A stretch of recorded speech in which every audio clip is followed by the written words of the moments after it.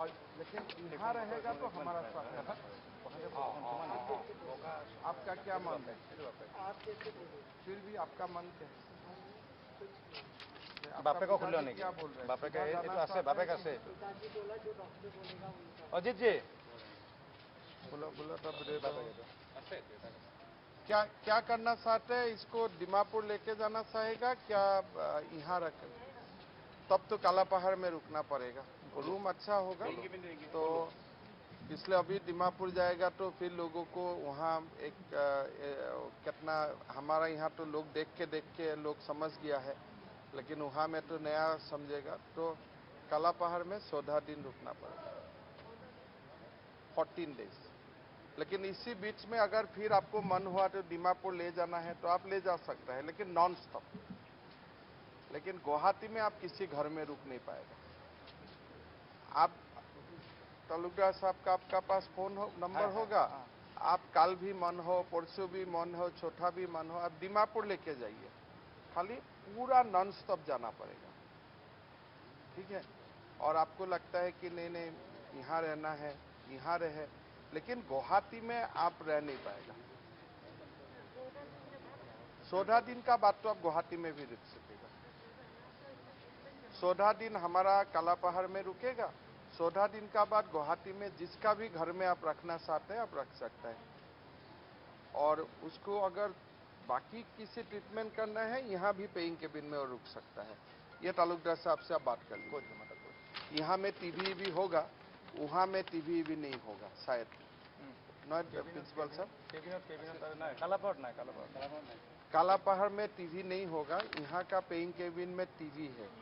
तो নালাগে ইয়াতে থাকক মনেষ্ট্ৰিটেল আছে এটা ৰুমে কৰিছিলোঁ টিভিটোতো আমাৰ গোটেইকেইটা ৰুমতে না মানে কণ্টেণ্ট কৰি পেলাই এটা ৰুম ঠিক কৰিছিলোঁ ৰাখি চাইডত হেৰিটোত ৰাখি ইহাই ৰাখি তো টিভি আৰু দুটা দুটা পঢ়ো তেতিয়া ৰুমটো ঠিক আছে মই চিফ্ট কৰি দিম আজি থাকক होगा ऐसे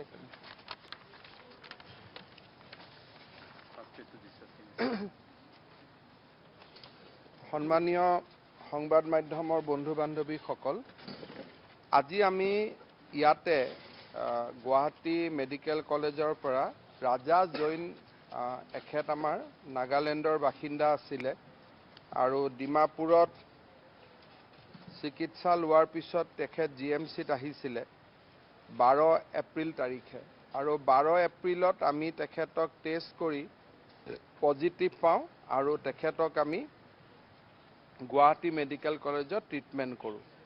এডমিশ্যন লোৱাৰ সময়ত তেখেতৰ স্বাস্থ্য সংকটজনক বুলি নহ'লেও স্বাস্থ্য যথেষ্ট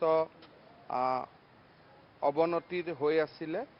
আমাৰ মেডিকেল কলেজৰ ডক্টৰ নাৰ্ছ সকলোৰে প্ৰচেষ্টাত এতিয়া তেওঁ বৰ্তমান সম্পূৰ্ণ সুস্থ হৈ উঠিছে। আৰু আজি ৰাজা জৈনৰ লগতে আমি গোলাঘাটত জেছমিনা বেগম আৰু মৰিগাঁৱৰ 2 গৰাকী পেচেণ্ট ফুৰকান আলী আৰু শামছুল আলম, এই 2 গৰাকী পেচেণ্টকে আজি আমি ডিসচাৰ্জ কৰিম। খুব সম্ভৱ MMCৰ পৰা 2টা ডিসচাৰ্জ হৈছে আৰু আমাৰ গোলাঘাটৰ পৰাও জেছমিনা বেগম ডিসচাৰ্জ হৈছে। গতিকে আজি যদি আমি ষ্টেটাছটো চাওঁ, অসমত সৰ্বমুঠ পেচেণ্ট আছিলে 42 জন, এগৰাকীৰ মৃত্যু হৈছিলে। 41 গৰাকী পেচেণ্ট আমি ট্ৰিটমেণ্ট কৰিছিলোঁ। 29 গৰাকী পেচেণ্ট আগত ডিসচাৰ্জ হৈছিলে, 12 জন হ'ল আৰু আজি এই 3 জনক ডিসচাৰ্জ কৰাৰ পিছত আমাৰ পেচেণ্টৰ সংখ্যা 9 জন হ'ল। আৰু যদি আমি ৰাজা জৈনক হিচাপত ধৰোঁ তেতিয়াহ'লে আজি আমাৰ 4 জন ডিসচাৰ্জ হ'ব, কিন্তু হ'লেও এক্টিভ পেচেণ্টৰ সংখ্যা 9 থাকি যাব। আৰু যেহেতু প্ৰথমৰ পৰাই আমি ৰাজা জৈনক অসমৰ হিচাপত ধৰা নাছিলোঁ, গতিকে টোটেল পেচেণ্ট 42, ডেথ 1, ডিসচাৰ্জ 29 প্ৰথমতে, আজি আৰু ডিসচাৰ্জ 3, গতিকে সৰ্বমুঠ এক্টিভ পেচেণ্ট আমাৰ 9 জন থাকি গ'ল। এতিয়া অসমৰ মৰিগাঁও জিলাত কোনো পেচেণ্ট নোহোৱা হৈ গ'ল। এই 2টা ৰিলিজ কৰাৰ পিছত মৰিগাঁও জিলাৰ পেচেণ্ট সম্পূৰ্ণ শূন্য হ'ল। যোৱাকালি নলবাৰী জিলাতো পেচেণ্ট শূন্য হৈছেগৈ আৰু আজিৰ পৰা গোলাঘাট জিলাতো পেচেণ্টৰ সংখ্যা 0লৈকে গতি কৰিলে। মিনিষ্ট্ৰী অফ হেল্থ ৱেলফেয়াৰে হেল্থ আৰু ফেমিলি ৱেলফেয়াৰৰ ফালৰ পৰা আজি যিখন নতুন ৰেড, অৰেঞ্জ আৰু গ্ৰীনৰ তালিকা ওলাইছে তাত অসমৰ কোনো জিলাকে ৰেডত ৰখা হোৱা নাই। 3খন জিলাক অৰেঞ্জত ৰখা হৈছে, সেইকেইখন হ'ল ধুবুৰী, গোৱালপাৰা আৰু মৰিগাঁও, আৰু বাকী সকলোবোৰ গ্ৰীণ বুলি ধৰা হৈছে। অৱশ্যে যোৱাকালিৰ বঙাইগাঁৱৰ কেছখিনি এই অধিসূচনাখন ওলোৱাৰ সময়ত বঙাইগাঁৱৰ টেষ্ট ৰিপৰ্টটো তেওঁলোকৰ সন্মুখত নাছিলে, গতিকে হয়তো বঙাইগাঁৱৰ স্থিতিটো সলনি হ'ব, আইদাৰ অৰেঞ্জো হ'ব পাৰে বা ৰেডো হ'ব পাৰে, কিন্তু বঙাইগাঁৱৰ ওপৰত ভাৰত চৰকাৰে আমাক জনোৱাৰ পিছত আমি আপোনালোকক জনাব পাৰিম। বাকী বিশেষ ক'বলগীয়া তেনেকৈ একো নাই। যদি আপোনালোকে কিবা সুধিব খোজে আপোনালোকে সুধিব পাৰে। অসমৰ বাহিৰৰ পৰা যিসকল ব্যক্তি অসমলৈ আহিবলগীয়া আছে তেওঁলোকৰ বিষয়ে আজি মুখ্যমন্ত্ৰী ডাঙৰীয়াৰ বাসভৱনত এখন বৈঠক হ'ব, আৰু অহাকালি আমি সেই বিষয়ে আপোনালোকক বিতং কৰি ক'ব পাৰিম।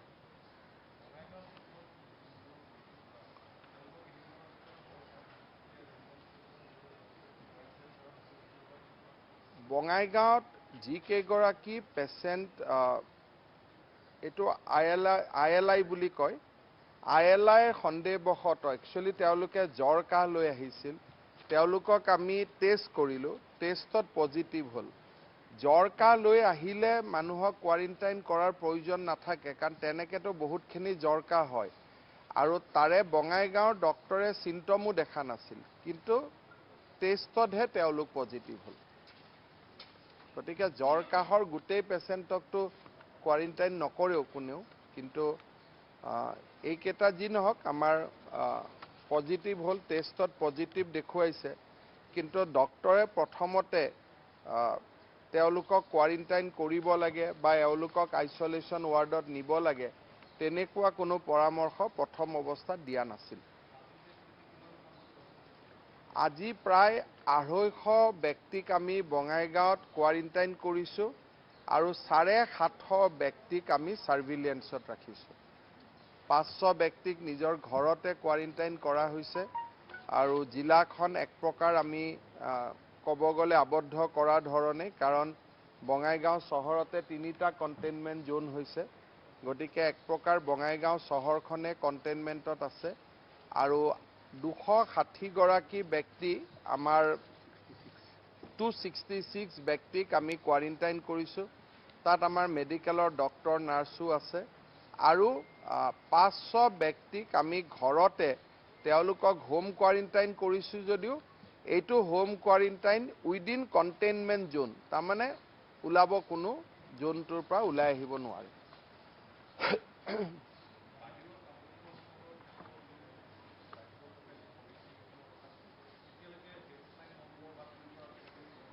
আজি 5টা বজাত মুখ্যমন্ত্ৰী ডাঙৰীয়াৰ বাসভৱনত এই বিষয়ে বৈঠক আছে, আৰু অহাকালিৰ পৰা এই গোটেইটো এটা গতত লাগিব।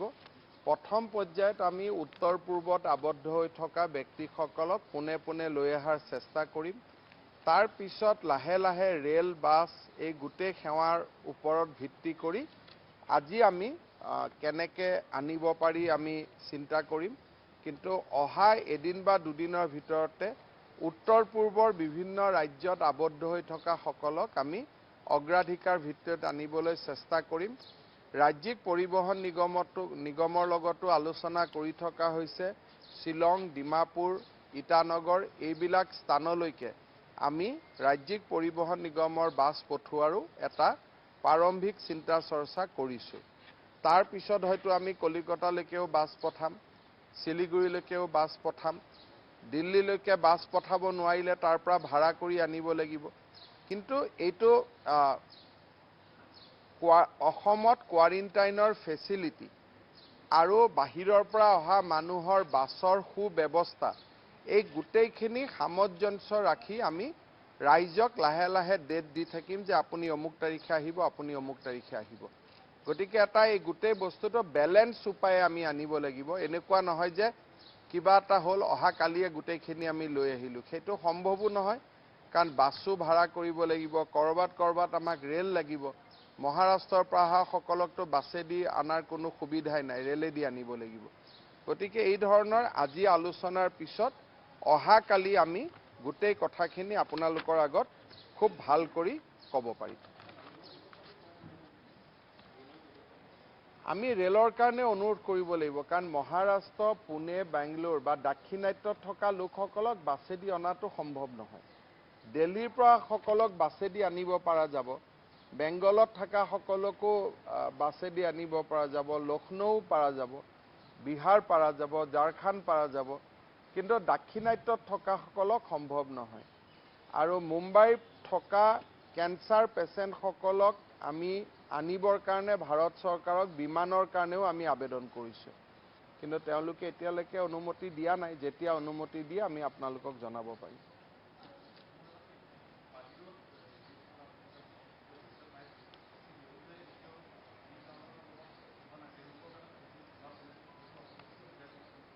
এনেকুৱা কথা একো নাই, যিসকলে লিংক পঠাইছে পাইছে, আৰু যিসকলৰ কাৰোবাৰ ভেৰিফিকেশ্যন চলি আছে, যিসকলে যোগাযোগ কৰিছে প্ৰায় সকলে পাই যাব। কিন্তু এতিয়া প্ৰায় শব্দটোতো 10-12 জন বাদ পৰিব, সেই 10-12 জনৰ হয়তো একাউণ্ট নম্বৰটো নিজৰ নহয়, ভুল কৰি দিছে।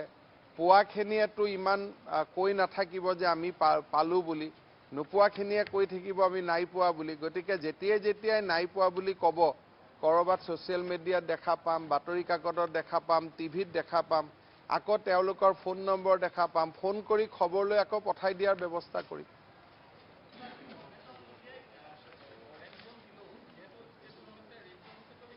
এতিয়াতো নাই, এতিয়াৰ পৰা আমিতো ভাৰত চৰকাৰৰ মতে চলিম।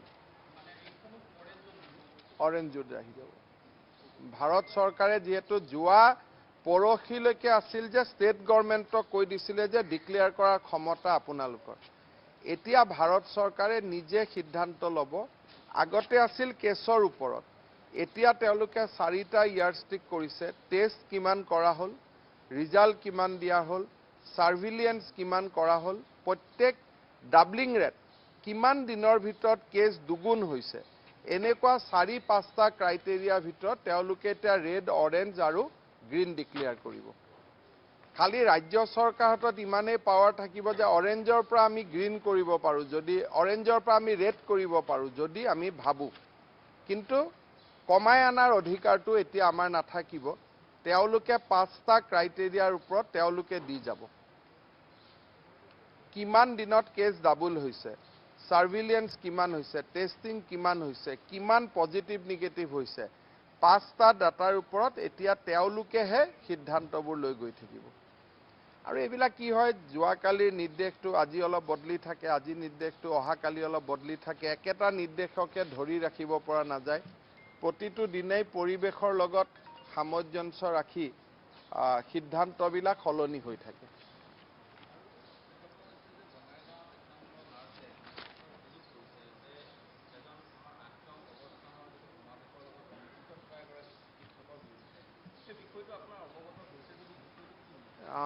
আমাৰ জিলা উপায়ুক্তই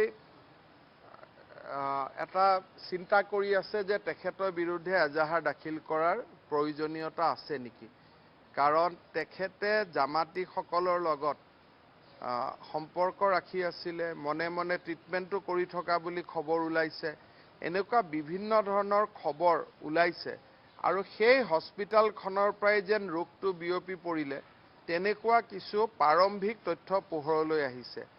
আজি আমাৰ স্বাস্থ্য আয়ুক্ত তাত গৈছে, ডাইৰেক্টৰ হেল্থ ছাৰ্ভিচো গৈছে, ডিচিয়েও এটা তেওঁৰ হাততো বহুত তথ্য আছে যে সেইগৰাকী চিকিৎসকৰ কাৰণেই গোটেই জিলাখনত এনেকুৱা এটা ঘটনা হ'ল বুলি।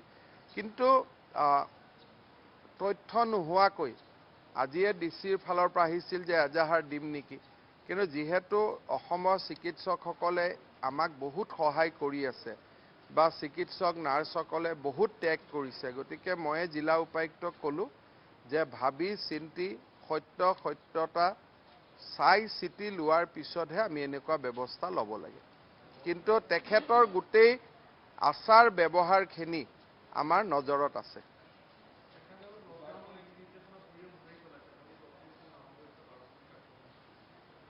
পুলিচেতো কেছ ৰেজিষ্টাৰ কৰিছে, চাই আছে।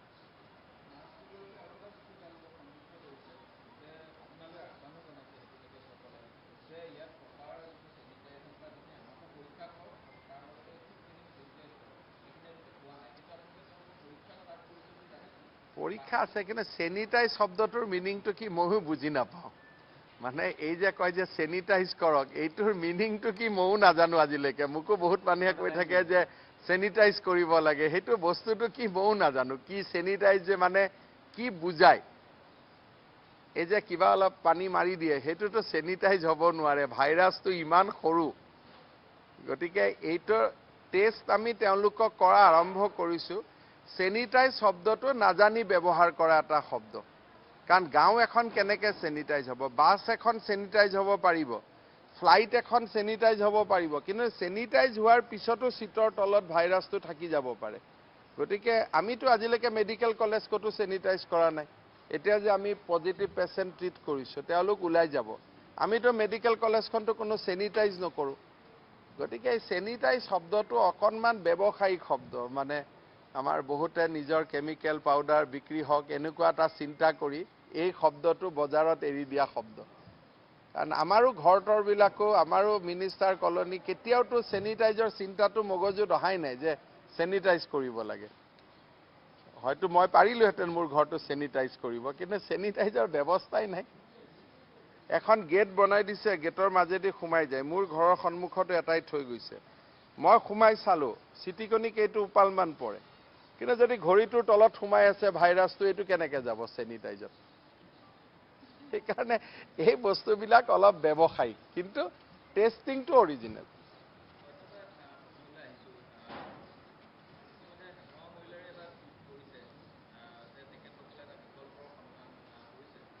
এই সময়ত ৰাজনীতি কৰিলে মানুহে ভালো নাপাব, কথা পাতিলেও মানুহে বেয়া পায়।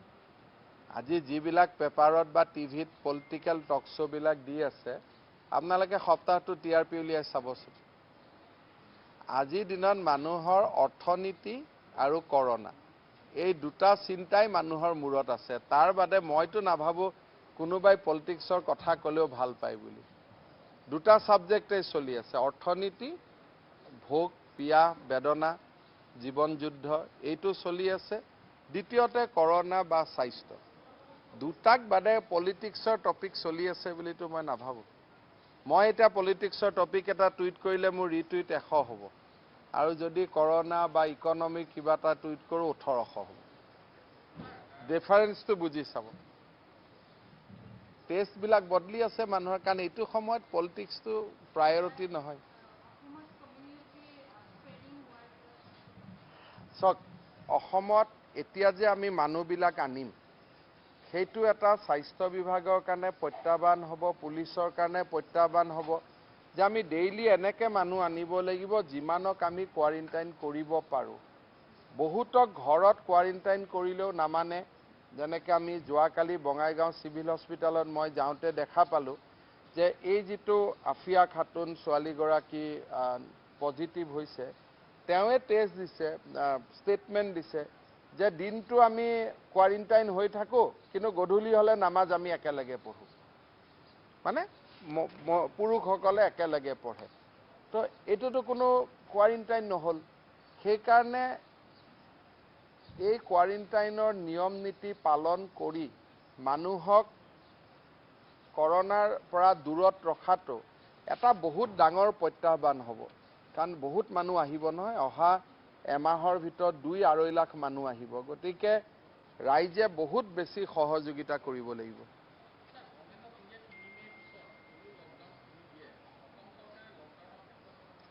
আমি ভাৰত চৰকাৰৰ মতে যাম।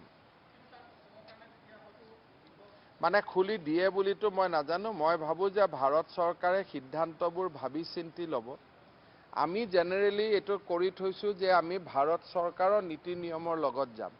কিন্তু ভাৰত চৰকাৰে যদি কয় যে আমি একো নীতি নিৰ্দেশ নিদিওঁ, অসমে নিজৰ নীতি নিজে ঠিক কৰক, তেতিয়া আমি বহিম। কিন্তু যিহেতু আজি 40 দিন আমি ভাৰত চৰকাৰৰ মতেই চলি আছোঁ, তেওঁলোকৰ মতে চলি থাকিলেই আমি নিৰাপদ কাৰণ আমাৰতো এনেকুৱা এক্সপাৰ্ট নাই তেওঁলোকে বিভিন্ন জনৰ লগত কথা বতৰা পাতি এডভাইজাৰি দিয়ে গতিকে তেখেতসকলৰ লগত কথা বতৰা পাতি চলি থাকিলে আমাৰ কাৰণে সুবিধা হয় অহাকালি আমাৰ হেলথতো কিছু পোষ্টৰ ৰিজাল্ট দিব নতুন কিছুমান এডভাৰটাইজো ওলাব গতিকে আমি কামকাজবিলাকো চলাই ৰাখিছো দুইটা বস্তু কালি 452টা পোষ্টৰ ৰিজাল্ট ওলাব আৰু তেনেকৈ এইকেইদিনতে 1000 মান নতুন পোষ্টৰ এডভাৰটাইজো ওলাব এইবিলাক আমাৰ যিবিলাক ক্লিয়াৰ কৰা আছে যোৱাকালিও আমি ফাইনেন্সৰ পৰা অৰ্ডাৰ দিছো যে যাৰ য'ত এডভাৰটাইজমেণ্ট চলি আছিল এইবোৰ যাতে চলি থাকে